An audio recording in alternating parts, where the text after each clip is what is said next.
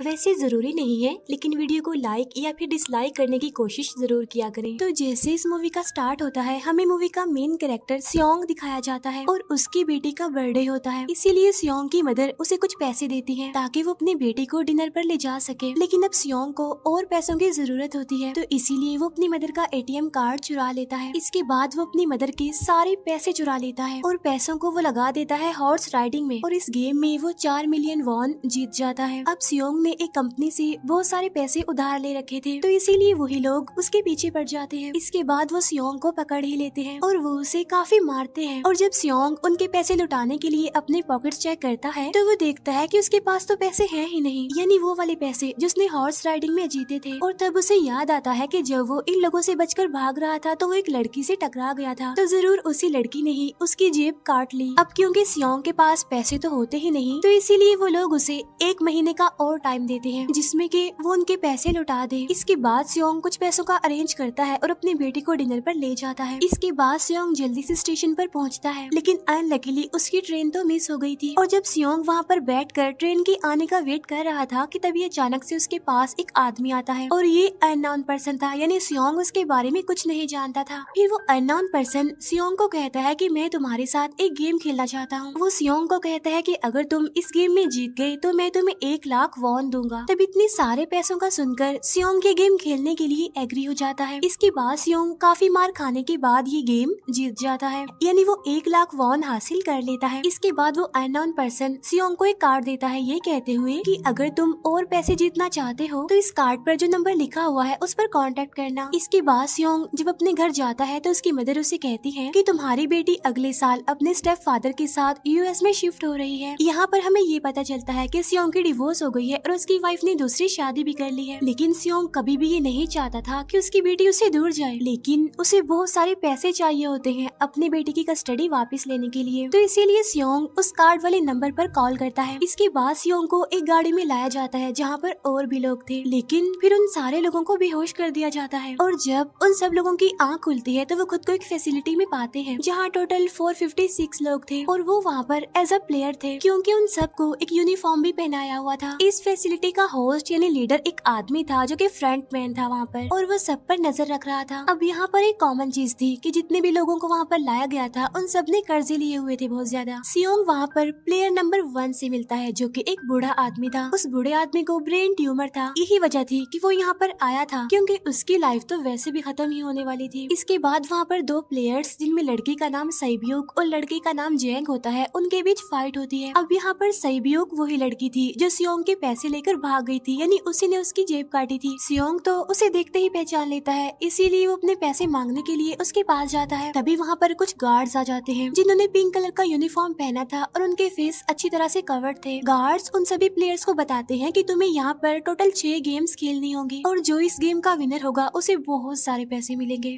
इसके बाद उन सबसे एक कॉन्ट्रैक्ट पर साइन करवाया जाता है और इस कॉन्ट्रैक्ट के 3 मेन रूल्स थे। पहला रूल ये कि कोई भी प्लेयर अपनी मर्जी से गेम को छोड़कर नहीं जा सकता। दूसरा रूल ये होता है कि जो भी प्लेयर खेलने से मना करेगा तो उस प्लेयर को एलिमिनेट कर दिया जाएगा, और उनके मुताबिक एलिमिनेट का मतलब क्या था ये तो हम आगे ही जानेंगे। गेम का तीसरा रूल ये था कि अगर मेजोरिटी इस गेम को खेलना नहीं चाहती तो वो इस गेम को छोड़कर जा सकते हैं। इसके बाद उन सबको गेम के लिए ले जाया जाता है। अब यहाँ पर सियोंग अपने क्लासमेट सेंगवू से भी मिलता है जो कि उसे बचपन से जानता था। सियोंग उसे वहाँ पर देखकर काफी हैरान होता है क्योंकि वो तो किसी बिजनेस के लिए आउट ऑफ कंट्री चला गया था। अब पहले गेम के लिए वहाँ पर एक काफी बड़ी डॉल थी और इस गेम का रूल काफी सिंपल था, और वो ये था कि डॉल जब भी गाना गाएगी उन सबको आगे बढ़ना है, और जैसे ही वो गाना गाना बंद करेगी तो उन सबको रुक जाना है और मूव नहीं करना है, और अगर कोई हिल गया तो उसे एलिमिनेट कर दिया जाएगा। अब स्टार्टिंग में तो ये सब कुछ उन्हें किसी प्रैंक की तरह लग रहा था, लेकिन जब एक लड़का हिल जाता है तो उसे शूट करके मार दिया जाता है, और यही होता है एलिमिनेट का मतलब, यानी उन्हें मार दिया जाएगा। अब ये देखकर वो सारे लोग काफी घबरा जाते हैं और उन्हें पता चल चुका था कि वो खतरे में है, इसीलिए लोग डरते हुए पैनिक करते हुए इधर उधर भागने लगते हैं।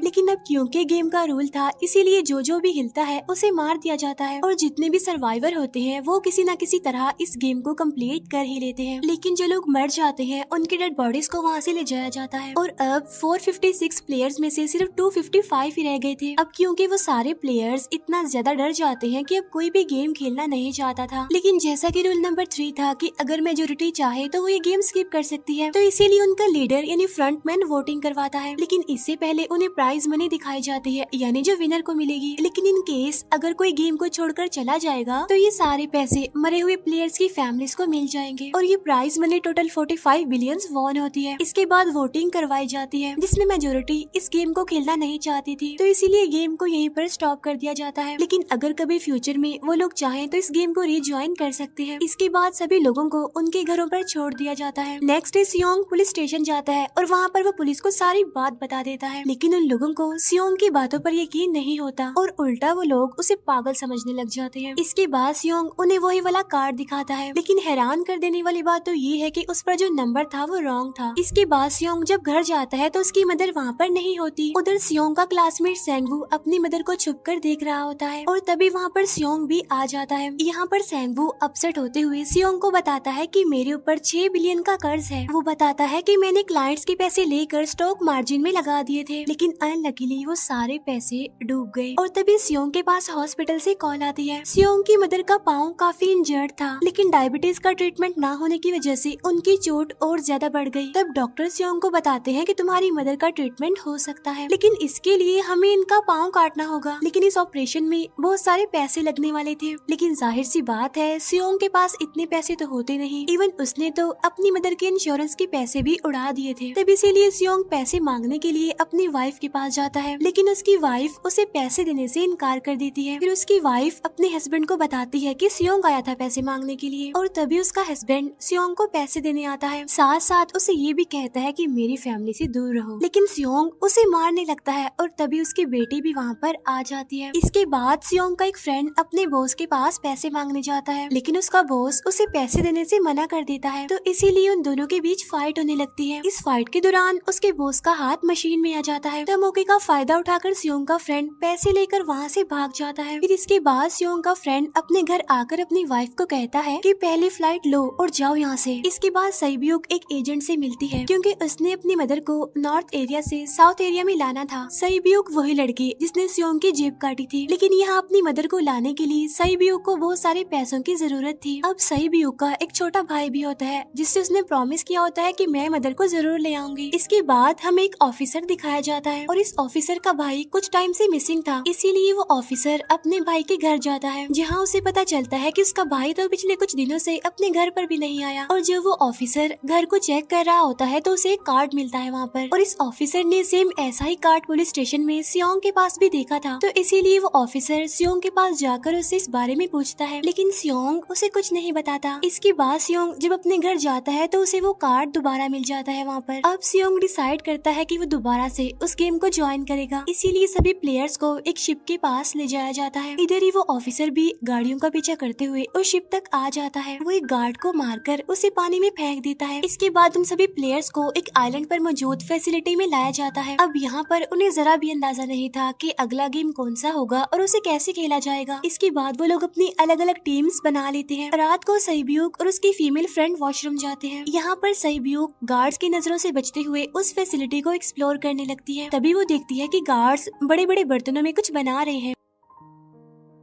लेकिन अब क्योंकि गार्ड्स को शक हो जाता है तो ये गार्ड वॉशरूम्स को चेक करने के लिए आता है, लेकिन तब तक सईब्यूक वापस आ चुकी थी। इसके बाद सईब्यूक अपनी फीमेल फ्रेंड को सारी बात बता देती है जो उसने देखा था, लेकिन यहाँ पर सेंगवू उन दोनों की बातें सुन लेता है और वो इस बारे में सईब्यूक से पूछता है, जिस पर सईब्यूक बताती है कि वो बड़े बड़े बर्तनों में कुछ पका रहे थे। इसके बाद उन सभी प्लेयर्स को प्ले ग्राउंड में लाया जाता है, जहाँ पर उनके सामने 4 शेप्स थी। 4 शेप्स में से उन्होंने किसी एक शेप को चूज करना था। अब यहाँ पर सेंगवू को पता चल जाता है कि गेम क्या है और क्या करना है हमें। सेंगवू सियोंग को बताता है कि सबने अलग अलग शेप्स को चुनना है। इसके बाद उन सभी को एक छोटा सा बर्तन दिया जाता है जिसमें की शेप्स बनी होती है। अब गेम उनकी ये होती है कि उन्होंने किसी तरह उस शेप को बाहर निकालना है बगैर डैमेज किए, लेकिन अगर शेप जरा से भी खराब हो गई तो उन्हें एलिमिनेट कर दिया जाएगा, यानी मार दिया जाएगा। अब यहाँ पर सेंगवू तो इजिली उस शेप को निकाल लेता है, लेकिन सियोंग इतना ज्यादा घबरा जाता है कि उसकी हालत खराब होने लगती है, लेकिन फिर वो किसी न किसी तरह करके इस गेम को भी जीत लेता है। इसके बाद उन सबको वापस से रूम में लाया जाता है। अब यहाँ पर 187 प्लेयर्स वापस आए थे, जिनमें से अब सिर्फ 108 ही रह गए थे। इसके बाद उन सबको खाने के लिए ले जाया जाता है, लेकिन खाने की वजह से जैंग की एक लड़के से फाइट हो जाती है, जहाँ पर जैंग उस लड़के को इतना ज्यादा मारता है कि वो मौके पर ही मर जाता है। इधर ही हम देखते हैं कि उन प्लेयर्स में से एक डॉक्टर होता है जो गार्ड्स के साथ मिलकर मरे हुए लोगों के ऑर्गन्स निकाल कर उन्हें चाइनीज को बेचने का काम करता है। इसीलिए जब भी डेड बॉडीज को ले जाया जाता है तो वो डेड बॉडीज को गायब कर लेते हैं, क्योंकि ये सब कुछ एक प्लान के अकॉर्डिंग चल रहा था, क्योंकि ये सारा कुछ फ्रंट मैन से छुप कर हो रहा था। यही वजह थी कि कंट्रोल रूम में भी उन्होंने अपना ही एक आदमी बिठाया हुआ था जो कि उन लोगों की सारी वीडियो फुटेज डिलीट कर देता था, और गार्ड्स तो डॉक्टर को गेम के बारे में पहले ही बता देते थे ताकि वो सरवाइव कर सके। यहाँ पर एक गार्ड उसी प्लेयर डॉक्टर को बताता है कि आज हमने प्लेयर्स को जानबूझकर खाना कम दिया है ताकि वो आपस में लड़ने लगे, जिससे होगा ये कि सारे वीक प्लेयर्स गेम से आउट हो जाएंगे। साथ ही गार्ड डॉक्टर को अपनी अगली गेम के बारे में बता देता है। अब 30 मिनट के बाद वहाँ पर लाइट्स ऑफ होने वाली थी। अब यहाँ पर सेंगवू को पता था कि सियोंग की टीम जरूर कोई उल्टा काम करेगी, इसीलिए वो उस टीम को अपने पास बुलाकर उन्हें रिलैक्स रहने के लिए कहता है। उधर वो जो डॉक्टर प्लेयर होता है वो जैंग की टीम में शामिल हो जाता है। यहाँ पर डॉक्टर जैंग को बता देता है कि अगला गेम क्या होने वाला है। इसके बाद लाइट्स ऑफ हो जाती है और जैंग अपनी टीम के साथ मिलकर बाकी सभी को मारने लगता है। जैंग एक लड़की को मारकर सईब्यू को मारने जाता है, लेकिन तभी सियोंग उसे बचा लेता है। इसके बाद गार्ड्स वहाँ पर आकर उन सभी को रोक लेते हैं और अब टोटल 80 लोग रह गए थे। इसके बाद उन सभी को तीसरे गेम के लिए ले जाया जाता है और यहाँ पर उन्हें 10-10 प्लेयर्स की एक टीम बनाने के लिए कहा जाता है, और वो लोग ऐसा ही करते हैं, अपनी अपनी टीम बना लेते हैं। अब क्योंकि जैंग को अगली गेम के बारे में पहले ही पता होता है, इसीलिए वो सईब्यू की फीमेल फ्रेंड को अपनी टीम में नहीं रखता और वो अपनी टीम में सिर्फ मर्दों को ही रखता है। इसके बाद सेंगवू भी अपनी एक टीम बना लेता है। अब क्योंकि उन्हें एक प्लेयर की जरूरत थी तो इसीलिए सईब्यू की फीमेल फ्रेंड उनके टीम में शामिल हो जाती है, और ये गेम असल में टग ऑफ वॉर का होता है, यानी उन्होंने अपने सामने वाली टीम को नीचे गिराना था। इसके बाद गेम स्टार्ट हो जाती है और जैंग की गेम बड़ी आसानी से इस गेम को जीत लेती है। इसके बाद बारी होती है सेंगवू की टीम की। तब प्लेयर नंबर 1 यानी वो बूढ़ा आदमी कहता है कि मैंने अपनी जिंदगी में बहुत सारी टग ऑफ वॉर्स खेल रखी हैं, इसीलिए उन सबको गाइड करता है कि इस गेम को कैसे जीतना है।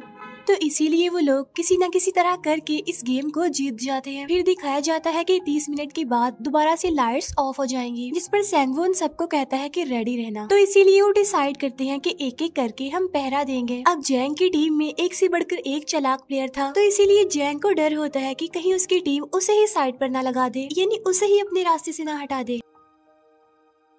दूसरी तरफ डॉक्टर और गार्ड्स मिलकर डेड बॉडी की ऑर्गन्स निकाल रहे होते हैं और इन ऑर्गन्स को डिलीवर करने जाना था गार्ड नंबर 28 एंड 29। तब वो सभी एक डेड बॉडी के बारे में बातें करने लगती हैं जिसकी सिर्फ एक किडनी थी और वो उसे ज़ॉम्बी कह रहे थे। अब यहाँ पर जो गार्ड नंबर 29 था, यानी जिसने वो ऑर्गन्स डिलीवर करने जाने थे, वो कोई और नहीं बल्कि वो ऑफिसर था जो गार्ड के बेस में वहाँ पर आया था। और ये सब बातें सुनकर उसे शक होता है कि शायद ये लोग मेरे भाई की बात कर रहे हैं, क्योंकि उसकी भी एक ही किडनी थी। इसके बाद नंबर 28 और 29 यानी वो ऑफिसर ऑर्गन्स को डिलीवर करने के लिए चले जाते हैं। रास्ते में वो ऑफिसर नोटिस करता है कि टनल में तो बॉम्ब लगा हुआ है। तब नंबर 28 उसे बताता है कि जब हम यहाँ से बाहर निकलेंगे तो इस जगह को ब्लास्ट कर दिया जाएगा। अब यहाँ पर वो ऑफिसर नंबर 28 से और इन्फॉर्मेशन लेने की कोशिश करता है, इसीलिए नंबर 28 को उस पर डाउट होने लगता है, इसीलिए वो उस ऑफिसर को अपना फेस दिखाने के लिए कहता है। अब यहाँ पर वो ऑफिसर अपना फेस भी दिखा देता है, साथ साथ वो नंबर 28 पर गन पॉइंट भी कर देता है। साथ साथ वो ऑफिसर उससे एक किडनी वाले आदमी के बारे में पूछता है कि वो कौन है जिसे तुम ज़ॉम्बी कहते थे, जिस पर वो नंबर 28 उससे कहता है कि वो तो एक लड़की थी। अब यहाँ पर नंबर 28 उस ऑफिसर को कहता है कि तुम लीडर के रूम में जाकर सारी इन्फॉर्मेशन देख सकते हो, वहाँ पर सबका डाटा है। ये जानने के बाद वो ऑफिसर नंबर 28 को मार डालता है। उधर वो डॉक्टर गार्ड से अगली गेम के बारे में पूछता है, लेकिन इस बार गार्ड्स को भी अगली गेम के बारे में पता नहीं होता। तब इसीलिए डॉक्टर को गुस्सा आ जाता है और वो एक गार्ड को पकड़ लेता है और उनकी फाइट होने लगती है। इसी फाइट में डॉक्टर डॉक्टर उस गार्ड को मार कर वहाँ से भाग जाता है। इसके बाद एक गार्ड भी उसका पीछा करता है और वो दोनों प्लेग्राउंड में आ जाते हैं। यहाँ पर गार्ड डॉक्टर को अपनी बातों में फंसा कर उसे मारने वाला होता है, लेकिन तभी लीडर यानी फ्रंटमैन आकर उसे मार डालता है और बाद में वो उस डॉक्टर को भी मार डालते हैं। साथ साथ इन्हें वहीं पर नंबर 28 की डेड बॉडी भी मिल जाती है, जिससे इन्हें ये पता चल जाता है कि फैसिलिटी में कोई घुस गया है। उधर वो ऑफिसर लीडर यानी फ्रंटमैन के रूम तक पहुंच जाता है। तब वो चेक करते करते एक ऐसे रूम में जाता है जहाँ पर सबके रिकॉर्ड्स थे, और जब वो ऑफिसर रिकॉर्ड चेक कर रहा होता है तो उसे सभी विनर्स की एक लिस्ट मिलती है, जिसमें उसके भाई का भी नाम था, यानी वो भी कभी विनर था। उधर सभी प्लेयर्स को 4th गेम के लिए ले जाया जाता है, जहाँ पर उन सबको अपना अपना पार्टनर चुनने के लिए कहा जाता है, और वो प्लेयर्स करते भी ऐसा ही है, अपना अपना पार्टनर चुन लेते हैं। सहीब्यूक की फीमेल फ्रेंड भी अपना पार्टनर ढूंढने की कोशिश करती है, लेकिन कोई भी उसका पार्टनर बनने को तैयार ही नहीं था। इसके बाद सभी प्लेयर्स को 10-10 मार्बल्स दिए जाते हैं। असल में ये गेम ऐसी होती है कि एक प्लेयर को अपने पार्टनर से सारे मार्बल्स लेने होते हैं बगैर कोई जोर जबरदस्ती किए, और जो दूसरा पर्सन होगा यानी जिसके पास मार्बल्स नहीं होंगे उसे मार दिया जाएगा। फिर सैंगवू और सियोंग का फ्रेंड ऑड और इवन का गेम खेलते हैं, जिसमें कि उन्होंने गेस करना था कि सामने वाले के हाथ में कितने मार्बल्स हैं। अब यहाँ पर सियोंग का फ्रेंड सैंगवू के सारे मार्बल्स जीत जाता है, जिसकी वजह से लास्ट में सैंगवू के पास सिर्फ एक ही मार्बल बचता है। अब क्योंकि सैंगवू को पता चल चुका था कि अब वो बच नहीं पाएगा, इसीलिए वो सियोंग के फ्रेंड को अपनी बातों में फंसा कर उसे ये यकीन दिलाता है कि अगर हम में से कोई भी हार गया तो हारे हुए लोगों का मैच दोबारा करवाया जाएगा। अब यहाँ पर सैंगवू धोखे से सियोंग के फ्रेंड के सारे मार्बल्स चेंज कर देता है। इसके बाद सैंगवू मार्बल्स लेकर गार्ड को दे देता है और वहाँ से बाहर चला जाता है, और जब सियोंग का फ्रेंड मार्बल्स चेक करता है तो वहाँ पर पत्थर होते हैं। उधर प्लेयर नंबर 1 यानी उस बूढ़े आदमी की हालत खराब हो रही थी, इसीलिए वो तो इधर उधर घूम रहा था, लेकिन सियोंग किसी तरह उसे खेलने के लिए एग्री कर लेता है। अब यहाँ पर वो दोनों यानी वो बूढ़ा आदमी और सियोंग भी इवन आउट खेलते हैं। अब इनमें से वो बूढ़ा आदमी सियोंग के सारे मार्बल्स जीत जाता है, लेकिन लास्ट राउंड में वो बूढ़ा आदमी भूल जाता है कि उसने क्या चूज किया था। तो यहाँ पर सियोंग उसे बातों में फंसा कर उसके सारे मार्बल्स ले लेता है, लेकिन यकीन मानिए कि वो बूढ़ा आदमी काफी चालाक था। उसने एक मार्बल अपने पास ही रखा हुआ था और वो दोबारा से इधर उधर घूमने लगता है। अब यहाँ पर सियोंग उसे रिक्वेस्ट करता है कि प्लीज मेरे साथ एक और गेम खेलो ना। तब यहाँ पर वो बूढ़ा आदमी कहता है कि मुझे पता है कि तुमने सारे मार्बल्स धोखे से लिए हैं मुझसे। वो कहता है कि मुझे सब पता था, बस मैं पागल बनने की एक्टिंग कर रहा था।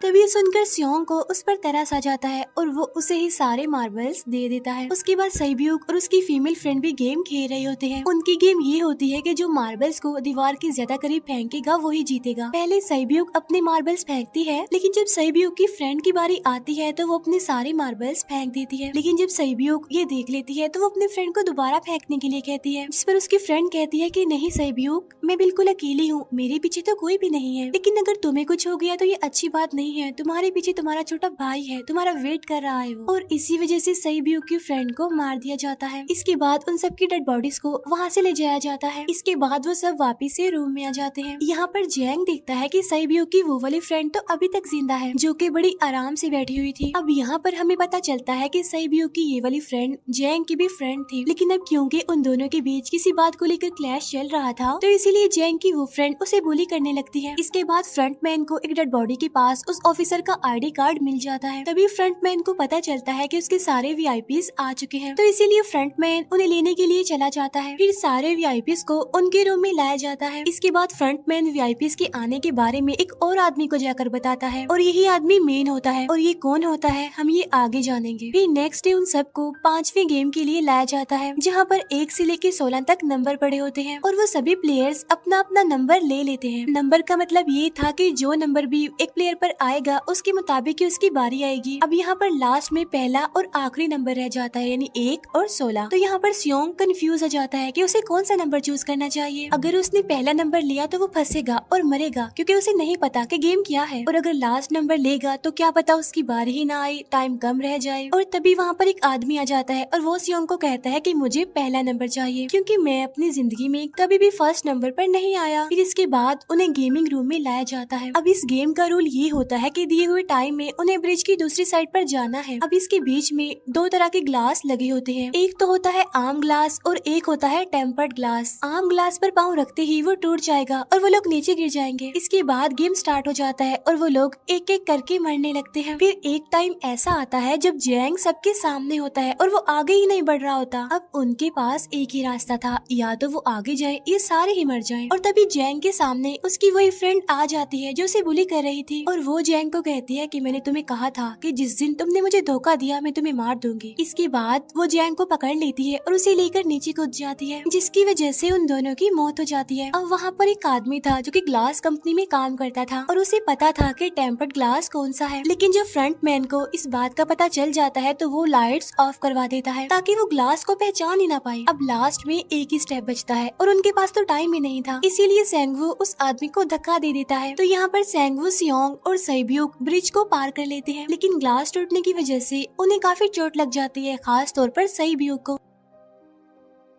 उधर उस ऑफिसर ने एक सर्वेंट को मारकर उसकी जगह खुद ले ली थी। अब एक वीआईपी को उस ऑफिसर पर शक होता है और वो उसे कहता है कि अपना मास्क रिमूव करो, लेकिन वो ऑफिसर कहता है कि ठीक है, लेकिन मैं अंदर जाकर अपना मास्क रिमूव करूंगा। इसके बाद वो ऑफिसर उस वीआईपी को लेकर अंदर चला जाता है। अंदर जाकर वो ऑफिसर उस वीआईपी को बेहोश कर देता है और इस बात का पता फ्रंट मैन को चल जाता है, इसीलिए फ्रंट मैन उसके पीछे जाता है और वो उस ऑफिसर को देख लेता है, इसीलिए वो ऑफिसर वहाँ से भागकर आइलैंड पर आ जाता है। फ्रंट मैन भी उसका पीछा करते हुए वहाँ पर आ जाता है। अब यहाँ पर वो ऑफिसर अपने सीनियर्स को कॉल करने की कोशिश करता है, लेकिन कॉल कट हो जाती है। फिर वो ऑफिसर उन्हें सारे सबूत भेजता है, लेकिन वहाँ पर नेटवर्क नहीं था। इसके बाद फ्रंट मैन ऑफिसर को पकड़ लेता है और उसे उनके साथ चलने के लिए कहता है, लेकिन वो ऑफिसर तो उस फ्रंट मैन पर गोली चला देता है। इसके बाद फ्रंट मैन अपना मास्क उतार देता है, तो वो ऑफिसर देखता है कि वहाँ पर कोई और नहीं बल्कि उसका अपना भाई है वो। इसके बाद ऑफिसर का भाई यानी फ्रंट मैन उसे शूट कर देता है और वो जाकर पानी में गिरता है। उधर ग्लास लगने की वजह से सैब्यूक काफी इंजर्ड हो गई थी और उसका बहुत सारा खून भी बह रहा होता है। इसके बाद तीनों सर्वाइवर्स को डिनर के लिए ले जाया जाता है और उनके पास एक एक नाइफ भी रख दिया जाता है, मतलब रात में उन तीनों में से कोई भी एक दूसरे को मार देगा। तभी सियोंग नोटिस करता है कि सैब्यूक की हालत काफी खराब है, इसीलिए वो सैब्यूक को कहता है कि फिक्र मत करो, हम दोनों साथ हैं और इस गेम में हम दोनों मिलकर सेंगवू को हरा देंगे। इसके बाद हम दोनों यहाँ से बाहर निकल जाएंगे और पैसों को आधा आधा डिवाइड कर लेंगे। सैब्यूक उसे बताती है कि मेरा एक छोटा भाई है जिसे मैं ऑर्फनेज में छोड़कर आई हूँ, और अगर हम दोनों में से कोई भी जिंदा बचकर बाहर जाएगा तो उसे उन दोनों की फैमिलीज का ख्याल रखना होगा। अब सैब्यूक की हालत काफी खराब थी, उसे डॉक्टर की जरूरत थी, इसीलिए सियोंग कोई मदद लाने के लिए जाता है, लेकिन जब तक वो वापस आता है तब तक सेंगवू सैब्यूक को मार चुका था। फिर नेक्स्ट डे उन दोनों को गेम नंबर 6 यानी लास्ट गेम के लिए ले जाया जाता है। गेम का रूल बड़ा ही सिंपल था कि मार दो या मर जाओ, और इस गेम का नाम होता है स्क्विड गेम। इसके बाद गेम स्टार्ट हो जाती है और उन दोनों के बीच काफी फाइट होती है, लेकिन लास्ट में सेंगवू की हालत खराब होने लगती है। तभी सियोंग कहता है कि मैं इस गेम को रोकना चाहता हूँ, और तभी सियोंग सेंगवू को उसके साथ चलने के लिए कहता है, लेकिन सेंगवू तो अपने आप को ही मार डालता है, जिसकी वजह से सियोंग गेम जीत जाता है। फिर फ्रंट मैन सियोंग को कहता है कि तुम बहुत अच्छा खेले, लेकिन मुझे इसकी उम्मीद नहीं थी। इसके बाद सियोंग को उसके घर पर छोड़ दिया जाता है और उसके पास एक एटीएम कार्ड भी था, और जब सियोंग उस एटीएम कार्ड को जाकर चेक करता है तो वो दिखता है कि सारे पैसे उसके अकाउंट में भेज दिए जाते हैं। इसके बाद सियोंग अपने घर जाता है, लेकिन तब तक उसकी मदर की डेथ हो जाती है। इसके बाद हमें 1 साल बाद का सीन दिखाया जाता है, जहाँ पर हम देखते हैं कि सियोंग की हालत काफी खराब हो गई है, यानी वो अब काफी नशा करने लग गया है और उसने अब तक उन पैसों को हाथ तक नहीं लगाया। एक दिन एक फूल बेचने वाली औरत सियोंग के पास आती है और वो उसे सेम वैसा ही कार्ड देती है जिसमें एक एड्रेस लिखा हुआ था, और फिर सियोंग उस एड्रेस पर जाता है जहाँ पर उसे पता चलता है कि ये सारा किया धरा किसी और का नहीं बल्कि उस बूढ़े का है, प्लेयर नंबर 1 का, और वो अभी भी जिंदा है। यहाँ पर वो बूढ़ा आदमी सियोंग को बताता है कि मैं अपनी लाइफ से बोर हो चुका था और ये सारी गेम मैंने अपने क्लाइंट्स के साथ मिलकर बनाई ताकि मैं लोगों को मरता हुआ देखकर एंजॉय कर सकूं, लेकिन हाँ, हमने किसी को मजबूर नहीं किया था ऐसा करने के लिए, और मैंने गेम में इसीलिए पार्टिसिपेट किया क्योंकि गेम देखने से ज्यादा उसे खेलने में मजा आता है। वो कहता है जो पैसे तुम्हारे पास है वो मेरे ही हैं, और ये कहते ही उस बूढ़े आदमी की मौत हो जाती है। इसके बाद सियोंग सैब्यूक के छोटे भाई के पास जाता है और उसे लेकर वो जाता है सेंगवू की मदर के पास, और वो सेंगवू की मदर को कहता है कि इस बच्चे का ख्याल रखना, साथ साथ वो उसे एक बैग भी देता है जिसमें बहुत सारे पैसे होते हैं। इसके बाद सियोंग स्टेशन पर जाता है जहाँ पर उसे वही अननोन पर्सन मिलता है जो कि उसे मूवी के स्टार्ट में भी मिला था। यहाँ पर सियोंग उसका पीछा भी करता है, लेकिन तब तक वो भाग चुका था। फिर सियोंग उस कार्ड वाले नंबर पर कॉल करता है और वो पूछता है कि तुम लोग कौन हो और लोगों के साथ ऐसा क्यों कर रही हो, क्यों खेल रही हो लोगों की जिंदगी से। लेकिन आगे से उसे रिस्पॉन्स आता है कि सियोंग, अगर तुमने जिंदा बचना है तो प्लेन में चढ़ जाओ। और इसी के साथ ये मूवी यहीं पर एंड हो जाती है। Thank you for watching.